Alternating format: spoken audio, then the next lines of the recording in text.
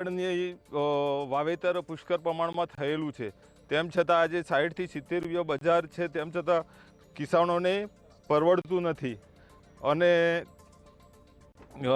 Road ઉપર ફેંકવાનો વારો આવ્યો છે. સરકાર તેમ છતાં ખાતર દવાઓ તેમ છતાં તેમાં ભાવ તોતિંગ વધારો કરેલો છે, તેમ છતાં અત્યારે પરવડતું નથી અને રોડ ઉપર ફેંકવાનો વારો આવ્યો છે.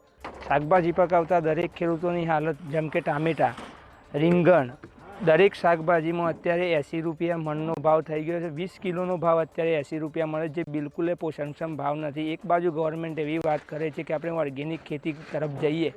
ખેડૂત તો ઓર્ગેનિક ખેતી તરફ જવા માટે તૈયાર છે, પરંતુ જો પોષણક્ષમ ભાવ મળે નહીં તો ખેડૂતને ક્યાં જવું? જય જવાન જય કિસાનના નારા લગાવીએ છીએ. અત્યારે ખેડૂતોને મરવાની હાલત થઈ ગઈ છે અને પોષણક્ષમ ભાવ ન મળતા અત્યારે ખેડૂતોને શું કરવું? ખેડૂતના પૂરતા પ્રમાણમાં ભાવ ના મળવાના કારણે ખેડૂત દિવસે દિવસે ખેડૂત દેવાદાર બનતો જાય છે.